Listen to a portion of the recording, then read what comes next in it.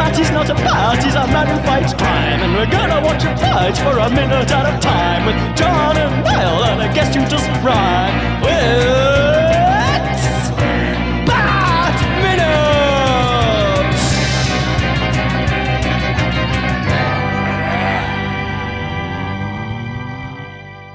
Hello, citizens of Gotham, and welcome once again to Bat Minute and Robin, the show that crushes all warm-blooded oppressors. I am one of your hosts, John Parker. And I am another man who enjoys sitting wistfully watching footage of me in a time when I had hair. Don't we all? It's me, Niall McGowan. And when I say don't we all, I mean I like watching you with hair. Not myself. But we are joined once again by our lovely, lovely guests. It's Doris and Neil. Hey. Hello. I'm still waiting for my invite to the Save the Rainforest costume ball. Oh my god. Can we make some, Niall? Like, we can mock them up and sell them. It can't be that hard. No, you just cut up a couple of magazines and it will look better than this thing. Yeah. Those weird images, those ball head things. Does anyone remember in the mid-90s they had a made-for-TV version of The Langoliers, the Stephen King story? They look like the weird monsters that came out of that. I'll have to put that up in the listener's cave so people know. When I saw that, when it came out, that was one of my favourite things. It's actually terrible if you watch it now. It's just, that the mid-90s was just the ripe for environmentalism movies and lengthy Stephen King adaptations. Yeah. But like, as a kid, I had no context. All I knew was, Stephen King is that guy who's famous for writing stuff, right? Yeah, okay, cool. So I thought it was amazing. And I saw it again a couple of years back and was like, oh no. I think the core concept of it's pretty good, but it's just because it's made for TV. Dean Stockwell's the main character, so you're going to get some cheese. Like no shade on Dean Stockwell. No shade on Dean Stockwell. Never revisit the TV of your youth. No, yeah, You get disappointed. It's true. Yeah. 90% of it's terrible. I've brought this up before, but when I tried to watch the real Ghostbusters, the cartoon. Oh, good Awful. God, that was bad. Awful. Terrible. I couldn't get through the first episode. No, it's terrible, don't it? Yeah, I did recently rewatch some of the first couple of series of Robin of Sherwood, which really does hold up very well.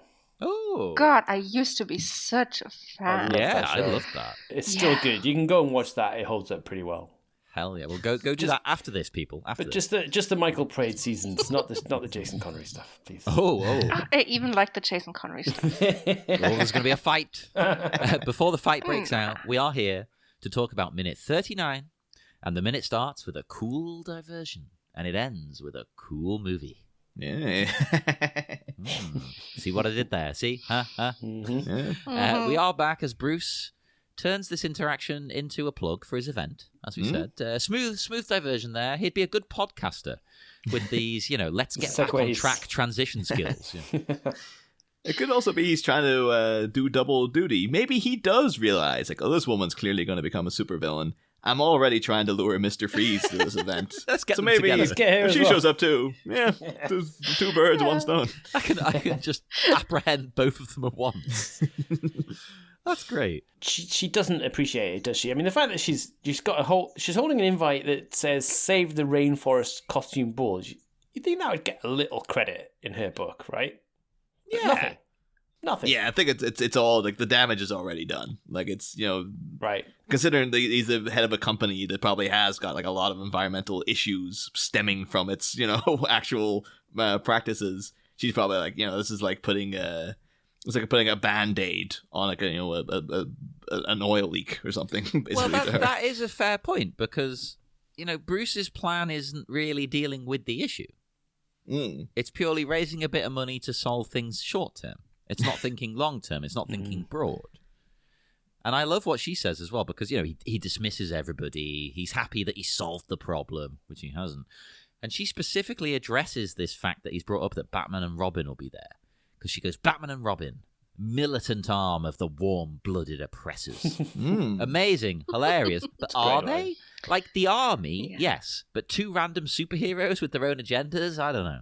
Yeah, it's weird though because it's always usually the counterculture will end up becoming the kind of lame normal culture. So John Lydon. yeah, back in '89, Batman was like this dangerous criminal. Whose side was he on? And even Gordon was after him. And now he is the establishment. Yeah, he is like that. Everyone knows Batman. Yeah, he's a good guy. Maybe that is the point of the story. I wish they'd lent more into that. Yeah, but it goes into that fantastic trope of the villain just talking to themselves, basically. Yeah, and it's weird because those security guards are right there. They're right there next to them. And I'll see them for the greening. The greening. Oh my god, that line, the greening. Oh my god, I hated it so much. But I also, I kind of love how bad it is. I don't know. Is it a take on words? Like, Gotham is mine for the reckoning. Yeah, the reckoning. Yeah, that's what it's meant to be. But it's like, oh, it's funny because she says greening because she's plants. It's like, yeah, it makes no real sense to me. Well, I guess that's what she wants to do to the planet is to green it, right? The greening of the planet. Yeah. To be honest, the whole speech she does there is amazing until she says greening. Because she goes, animal protectors of the status quo. First, I'll rid myself of the fur and feathered pests, and then Gotham will be mine. For the greening. It's like, oh, it was great until you said that. It's like an afterthought. Yeah, right. There's a known fact as well that Batman Robin provided security for Status Quo in their 1995 tour. So that was. She's like, oh, I was on that tour, yeah. And they should have provided security for you too, surely now. Yeah. And the Smashing Or at Pumpkins least the this Smashing season. Pumpkins. But no, her talking to herself. It's so fantastically overdone. Oh God, yeah. Yeah. And her talking to herself thing, I tried to headcanon it. I was like, how can I make this make sense? It's ridiculous. Why is she talking to herself? I was like, you know what? Bane is communicating with her. There's a mic and a headset thing going on. There's an earpiece. Bane is her liaison off screen. It's a bit like a kind of a Mission Impossible. He's just hear over the radio then like greening.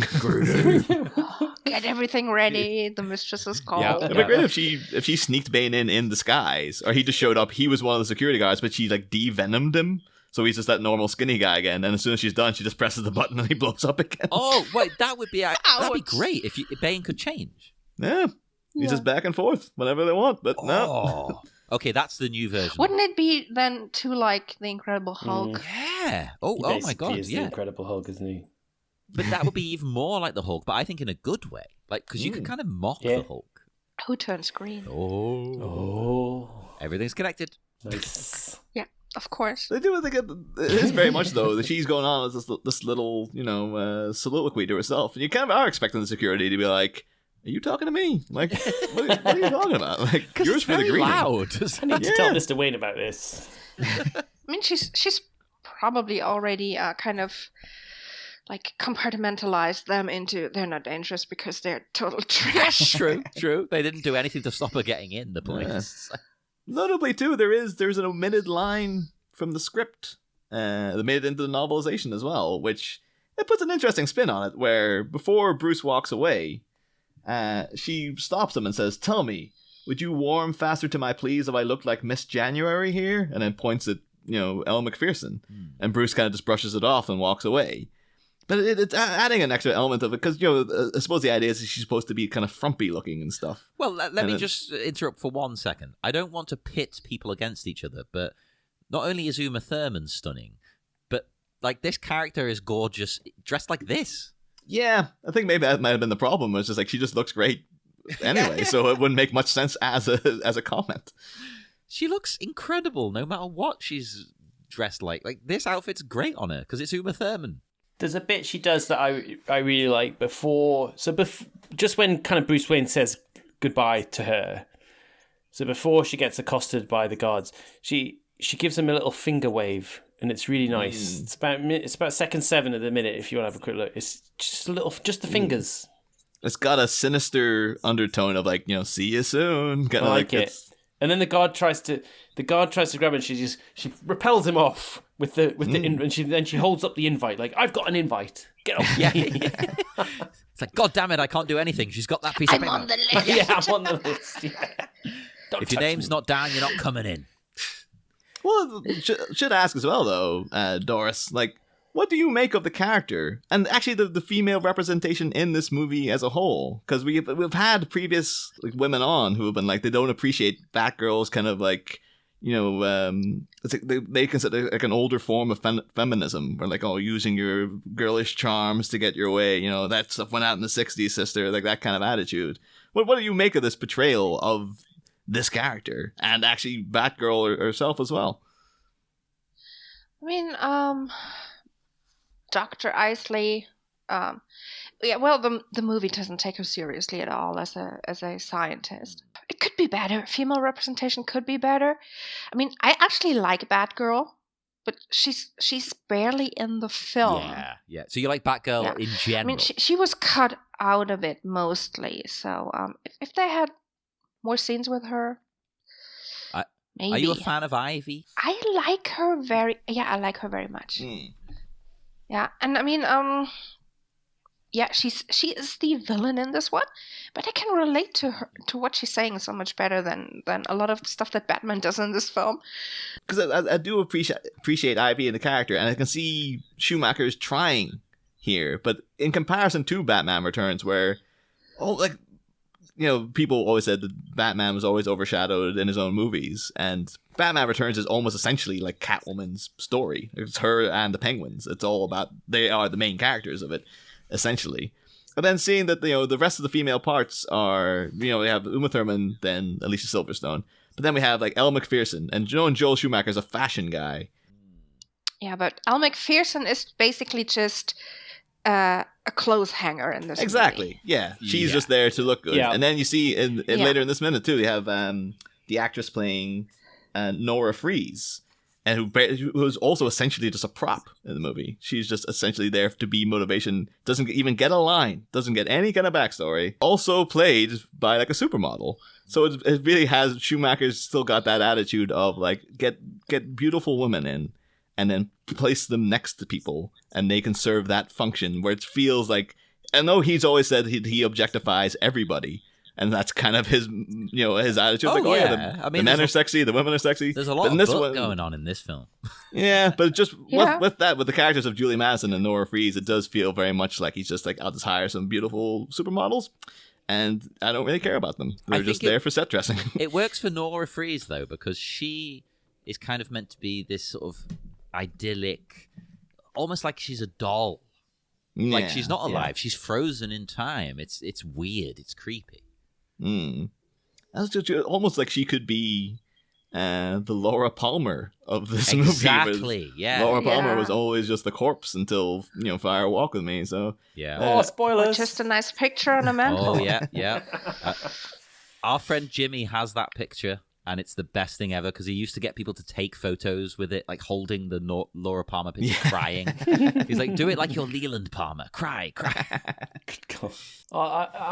Before we say goodbye to Uma Thurman in this minute, I mean, I do have to say that she really, I think, is enjoying acting in this movie. Yeah. Absolutely. Oh, yeah. She loves it. 100%. I mean, everyone seems to be enjoying it besides Clooney. Exactly. Yeah.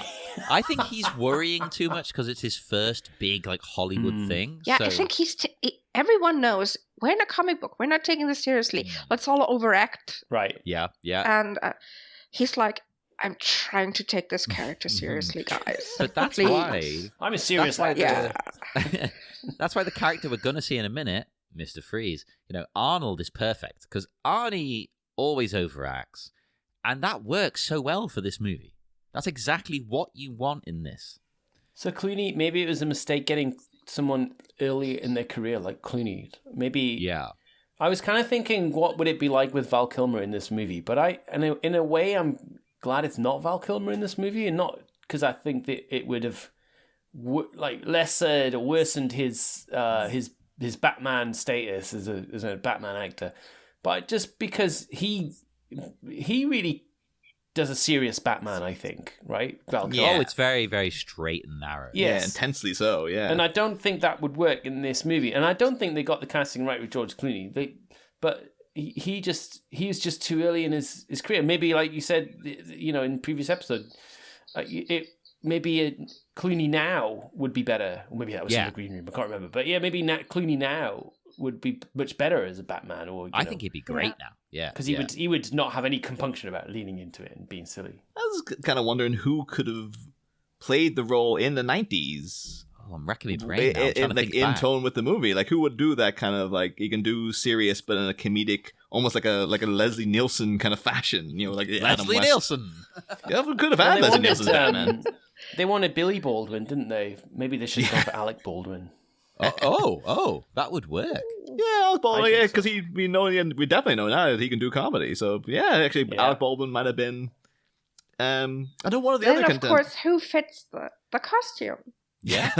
You need to have a very impressive chin and lips to be Batman. I think because he it's does, all about the chin and lips once you're in that suit. That's why Keaton's good. The lips, baby. Yeah. Keaton is perfect. Keaton's perfect, isn't he? I was just trying to think, like, who would be, has that right level of, comedy but also looks like he could take you in a fight kind of thing from back then. Yeah, I'm trying to put myself back in the 90s here. This is a bit difficult. Yeah, well, they have to mull that one over. People can leave it in the listeners' cave if you have any other suggestions. Because, again, we hate to insult Clooney. He's one of the greatest actors living, but... what about Mickey Rourke? I mean, he still had to prove himself. He was known as this television TV doctor. Can he do other stuff? Mm-hmm. In the 90s, the crossover from television to the big screen and vice versa was a lot more difficult because people didn't take each other seriously. Yeah, TV was seen as like a silly thing you did when you failed. I know someone actually, and at the same time, maybe it would have been because Clooney wasn't the big payday, he wasn't the big star at this point. But like someone who would have been ideal for a lighter touch Batman, like Bruce Campbell. He could have done it. Yeah. He's got the chin. He's got the chin. He's got the humor. He's a TV guy at this point. He's in Xena and stuff. Like if he made the leap to playing back, they could have got him for definitely for cheap. Bruce Campbell. I think maybe had it been back then, could have been like Joel. That's your guy. I can totally see him being in this kind of a Batman film. You imagine him having to deal with Chris O'Donnell's Robin. Bruce Campbell having to show disdain for this asshole who's been thrust upon him for the rest of his life. Like, that'll be fantastic. I feel like we need your listeners can come up with anyone else or anyone better. Yeah. And even though this is last season's question, because Doris, you're new on the show, I feel like I have to ask you. Last season, because it was the introduction of Robin, we asked people, what were their feelings about Chris O'Donnell? Because he was regarded in the 90s as like, he was the very sexy young 90s hunk. Did you like Chris O'Donnell? I'm absolutely neutral on Chris O'Donnell. He does nothing for me. You're not into the 90s hunks? I don't start drooling over him. I'm also not against him. No, I was always into older guys. 1980s. I was still very much into Harrison Ford. Oh yeah, I could see that. What about Jack Nicholson from? Nah. No. See, Niall has a weird thing where he thinks I Jack appreciate Nicholson's Jack sexy. Nicholson as a brilliant actor. But not a sexy he's man. not in the sexy compartment in my book. But Harrison Ford, like mid to late 80s, I can see that. Definitely. Like Temple of Doom, Harrison Ford. Even though it's not a great movie, he looks great. No. Yeah. Well, I've got to disagree on the not great movie thing. But, well, no, it's a great movie, like to me historically. But when you sit down and analyze it, it's not as good as the others. Agreed. But in talking about something truly great, we then cut, of course, to one of the most iconic actors of all time. Whether he's a good actor or not, Hey, Maggie proves he's a good actor. And that random scene in what's that movie with Stallone where they're in the prison? Oh, Escape Plan. Escape Plan. That random scene where he bursts into German for like 5 minutes. Amazing. Of course, we have Arnold Schwarzenegger here. Because for a while, actually, since we had to talk about Arnie last, it's been a couple of weeks. But Niall, I talk about Arnold Schwarzenegger every day of my life. Well, what's the feelings in the room for Arnie? Because I think because he might be a divisive presence. I don't know. Is he universally beloved? If he's not, I don't want to know. I mean, he has his niche in the movie history. Yeah. which I think he fits very well. I like him. Is there any kind of, because obviously he's from Austria. Foul, Austria. Yeah. Obviously, Doris, you're in Germany. Is there any kind of like neighboring country pride and like, we were near Schwarzenegger when he hit big? No, no, not in this case. There's a little rivalry between Germany and Austria, of course. It has to do with history as well. We'll not go there. Other little Austrians taking over the country. No, but I'm glad I can laugh about this now. No, well, the joke is that Germans love Austria. Austrians don't love Germany. But never mind. The thing is, if you watch a German-dubbed Arnie film, he will never have his original voice. He will always be dubbed over with a German Wait, actor. he doesn't do it? No. What? Wow. Why not? What the? Like Jackie because Chan. he sounds too Austrian. Yeah, but he is. Like, it's fine. But like Jackie Chan, right? He does the Cantonese dub of his movies. So he does the English and he does the Cantonese. Arnie, you should be doing it. I don't care if you sound Austrian. That's fine. Everyone knows you're Austrian. I do like the idea, though, of like anytime Arnie had a big movie out in the 90s, you'd wander over to Germany and they just have Stallone plastered everywhere. And they're like, something like that happened with the Expendables, because all of them were in that one movie. Yeah. And one of the German dub actors does both voices. Now, What? I know it's Stallone, but I'm not sure if it was Arnie or it was one of the others. But they had to come up with a different actor because you can't have one actor dub two guys. Just do two different voices. unless he just really hated so his Schwarzenegger voice was like, duh, I'm Arnold Schwarzenegger. Exactly. Although someone said this to me once, and I don't know if they were trying to joke and wind me up and annoy me, but someone said to me once that Arnold's accent, his Austrian accent, is kind of like a how do I describe it? Like a, I suppose in American terms, a hick. Yeah. Like a backwards kind of country boy. He's from Graz. Yeah. He's from Graz, which is a rather smallish town. And of course, it's like if you are someone in the art scene in Austria, you come from Vienna. Oh, yeah. Yeah? It's not like you come from, Well, to be honest, town. Vienna is one of the only places that, like, in England, we know of in Austria. I know a lot about Germany. I know next to nothing about Austria. I'm loving the idea though of like yokel Arnold Schwarzenegger. He's like, oh, his brother Cletus Schwarzenegger. Basically, that's Billy what Bob he is, Schwarzenegger. Yeah.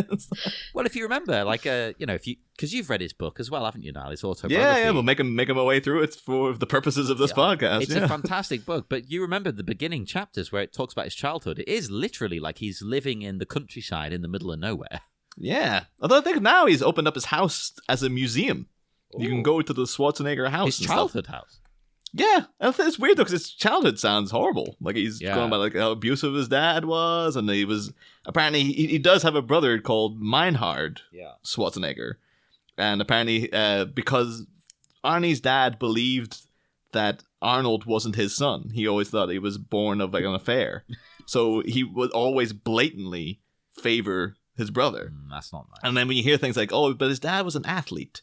And Arnie always wanted to impress him, and then seeing the career that Arnold Schwarzenegger had, where it's like a guy trying to get his dad's approval to insane he got the degrees. Last laugh there. That's the thing. Definitely. That's the thing.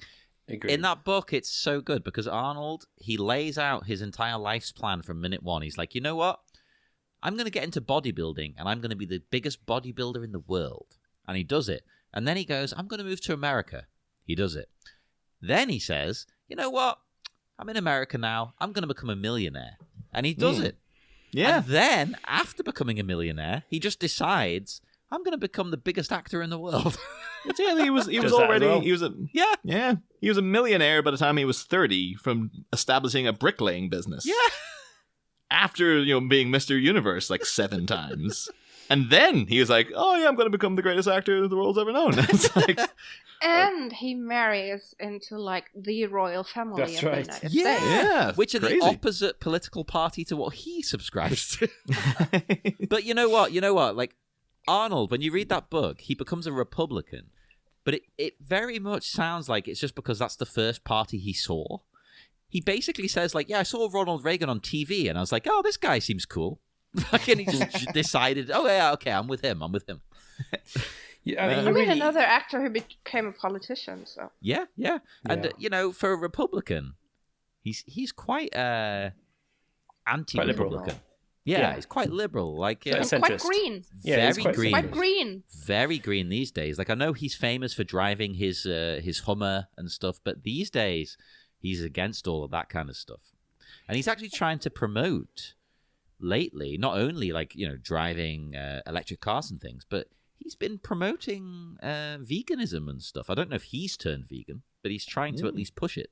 I imagine with that heart, he probably needs to be fair. Maybe. But, maybe. I mean, Well, you have to admire him. I think. I mean, look. I mean, it's he's like you said. Every time he set out to achieve a goal, he's achieved it, and these aren't just like everyday goals. But No. It's just despite the odds of like him being, kind of objectively speaking, not a great actor. Okay, so he's probably. I've actually never seen Maggie, and I probably should. That you is a go back- genuinely great role. Yeah. But go back to some of his early stuff, and his early acting is not great. But I mean, he's you look at a movie like Commando, which is probably my favorite. I would say maybe my favorite Arnie movie. But It's I mean, up there for me. Yeah. It's a great movie, and he's great in the role of John Matrix, despite the fact that it's not great acting. It doesn't really matter. No. So he's chosen films that don't really kind of matter. He's an action star, right? And that's what matters.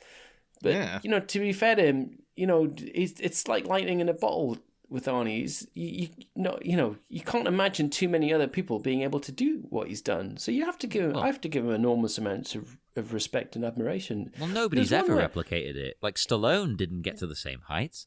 Who else have we got? Stallone was slightly different, wasn't he? Because he wrote Rocky, which is a great movie. Oh, Rocky is a So he- genuinely fantastic Oscar. Yeah, and so you got to kind of he made his way into movies in a much more traditional manner, I guess. Yeah, but then went a very weird route. Yes, indeed. But yeah, I don't know. I mean, Arnie, there's a great speech that he gave to one of the universities in California, and he's giving life lessons. He gives like 6 lessons. He tells the students, the graduates, 6 things in your life that you should do to get ahead, and it's really well worth watching. You can track it down on YouTube or something. Give it a watch. It's kind of just really simple but inspirational kind of stuff. One of them's like go to bed at 10 and get up at 6 a.m. Just do it. I get to bed at midnight and get up at 6.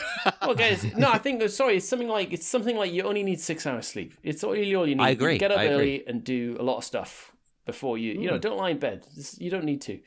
All that sort of stuff. It's just like, yes, that's probably true. See, I agree with Arnold on that, but the other person who famously said that they only needed, I think, was it 4 hours sleep? Oh, yeah, Maybe I don't know where 5. you're going with this. Margaret Yeah. Thatcher, that's not who, good. of That's not course, we good. all know was a terrible, terrible, awful person. So it's like, well, she's not a good ambassador for this example of that. tactic. No. But Arnie, I mean, But, is anyone... but you have to admit, she also kind of pulled off an incredible career, even though Yeah. she kind of hurt the whole country with it. But But she still Yeah. kept getting elected. yeah. I mean, she also kind of worked her way up from kind of Well, from nothing, yeah. humble beginnings. Yeah. She did she did famously used to make ice cream. Yes. She Yeah. developed the Mr. Whippy ice cream. Well, she helped So develop. she was a freezer. Oh, there you go. I do remember thinking when they brought out that Iron Lady movie, it's like, it would be a great scene if they had like the miners' strike, but they're all standing in a line for Mr. Whippy ice cream or something. It's like, it'd be like, oh, the bitter irony of it all. You know what? I couldn't watch it because as a dirty lefty, I couldn't watch that. I was like, I cannot possibly endorse Maggie Thatcher in any context. Yeah, no, that's fair enough. As listeners, as any Mogwai Minute listener might know, because we did, George and I, the hosts of Mogwai Minute, between the first and the second of the Gremlins movies, we did some hiatus episodes of our own, much in the same fashion to you guys. And we decided to do Arnie movies, and we pulled out like 6 or so Arnie movies. I love them all. Good thrashing over. So yeah, I mean, that was my my suggestion to George. George was all for it because I really love Arnie and Arnie movies. I love any as any One Crime Minute listeners know. I love anything that reminds me of my childhood because I just had a very nice, happy childhood, and Arnie movies was a big part of that. And so anything that kind of any kind of sight of Arnie just reminds me. I get filled with warm feelings when it comes to Arnie, and especially now watching this again, because this is kind of young Arnie. Oh, this is prime Arnie, I would say. Slightly, it's around that time after his good movies, right? Because if you look at his filmography, this comes a bit late. But actually, when you look at this kind of the scene we're looking at right now, right, where you got this flashback video that he's watching of his own wedding, it reminds me very much of the flashback videos we get in Total Recall. Oh yeah, of the youngish or prime Arnie, and just looking at these scenes, this is just what it reminded me of. Total Recall Arnie.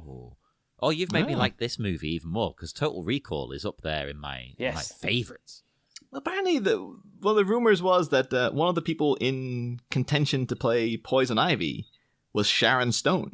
I could see that. Which you would have got your Total Recall, and then because you've already seen those two characters in a kind of weird relationship where they're at odds, but they're also supposed to be into each other and stuff like that. So it's like, it would have been an interesting one. Let me just say that one of the funniest things in Total Recall is also something that I'm surprised doesn't get dissed these days and come across as insensitive. It's when Arnold shoots her and goes, "Consider that a divorce."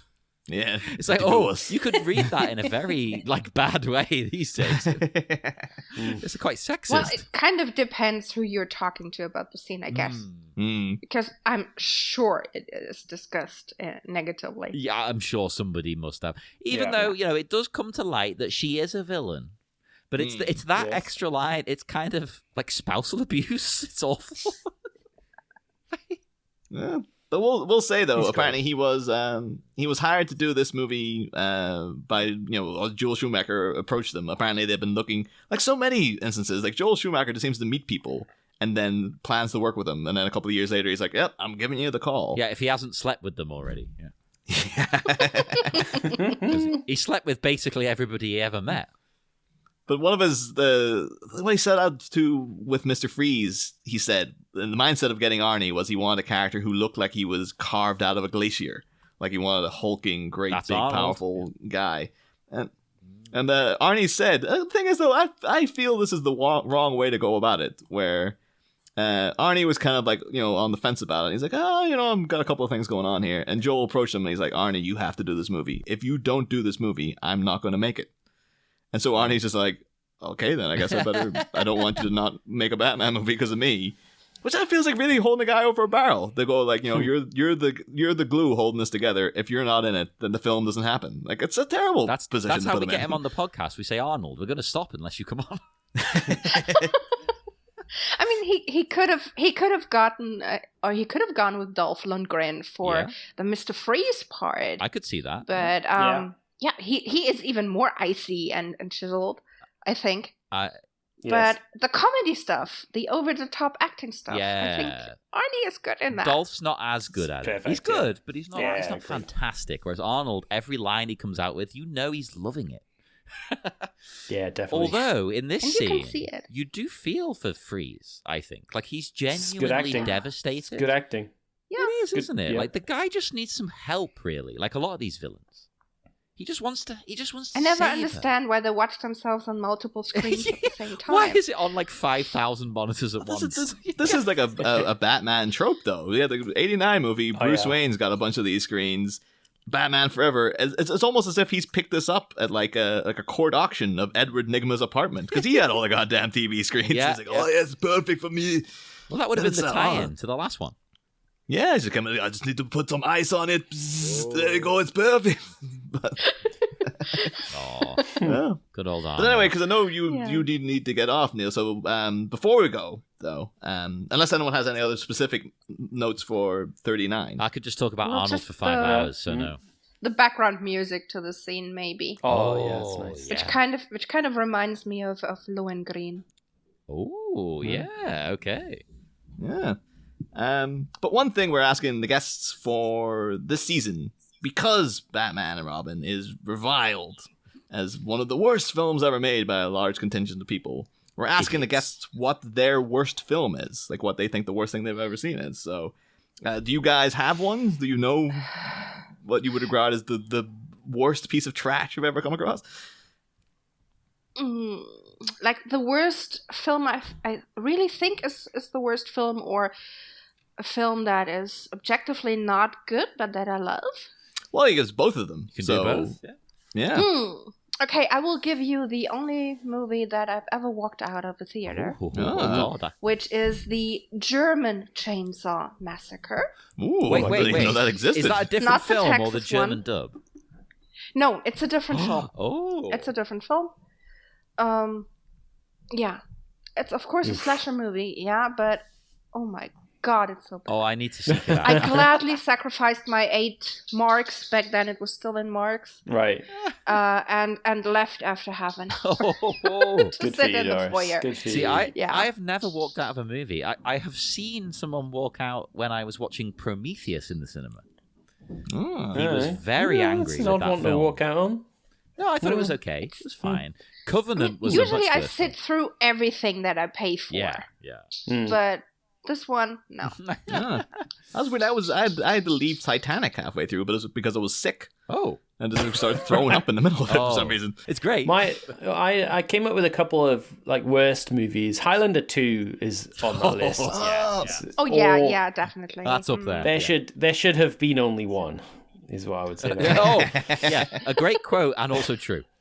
That would be great if I put that on the poster. just so you know what you're getting into. There should only have been one. It ruins the first one.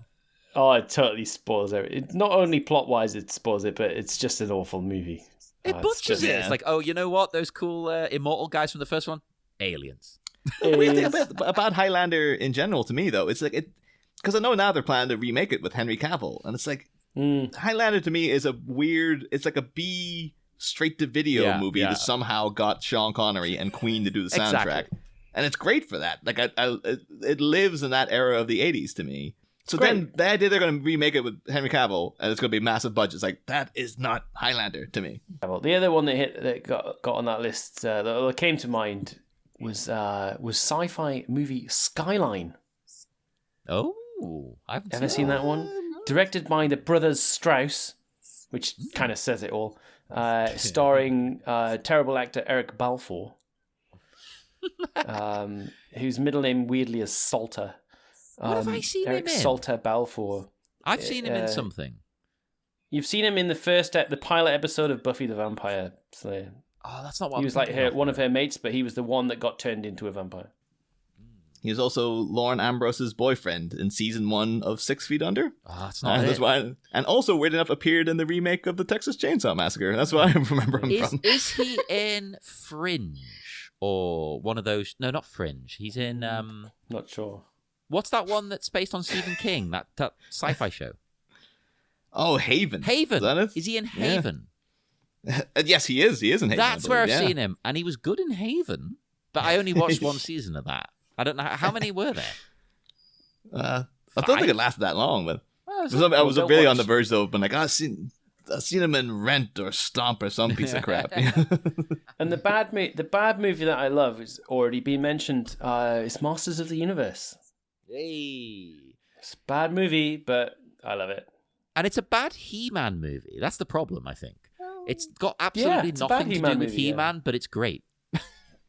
That's the thing though. the characters, There is arguably no good He-Man movie, No. really. Like it's all a bit campy and trashy and stuff. But I don't know if I've ever shown you, Neil. For my 30th birthday, my brother made me a T-shirt Oh, it's good. of Yes. Frank Langella's Skeletor. Skeletor. Yeah. Yeah. Oh, it's beautiful. You've shown- I'm looking yes, at I've it seen right it. now. We got it.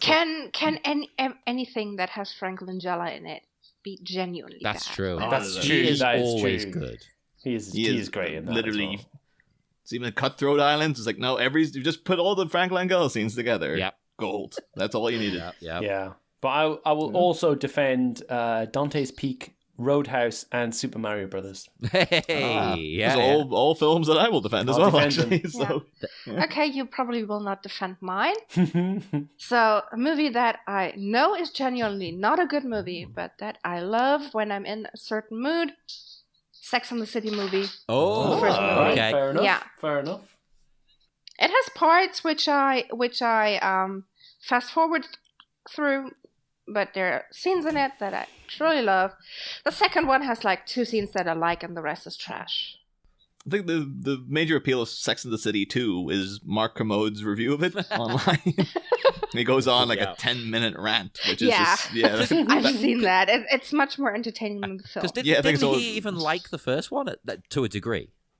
Yeah, to a degree, but then he's just like, no. So the thing is, though, worth making the movie for that review, quite frankly. So, and also because a lot of the costumes were done by Vivienne Westwood, who I love. Yeah, I'm getting shouted at, so I'll have to shoot in a minute. Oh well, yeah, we'll go now if you want then. Yeah, we're done. So yeah, So we will wrap up. We'll head off into the dark night. Would our guests like to remind people where they can be found online? Neil, would you go first this time? Yeah, thanks.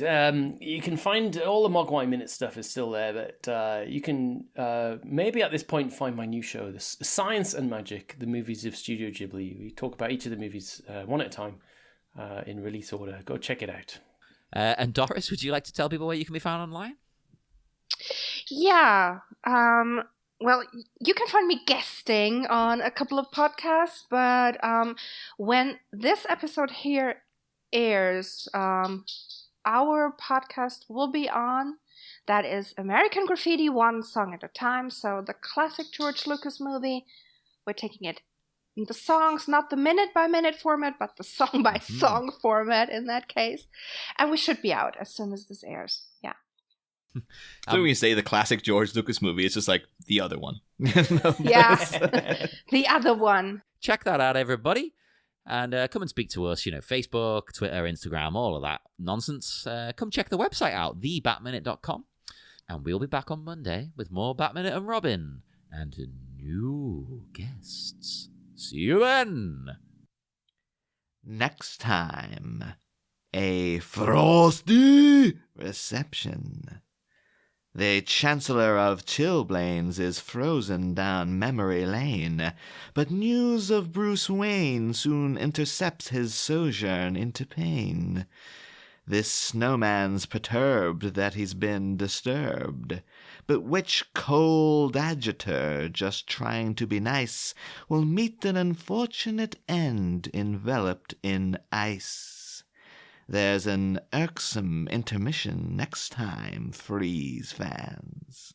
Same Bat Pod, different Bat Minute. We'll be back.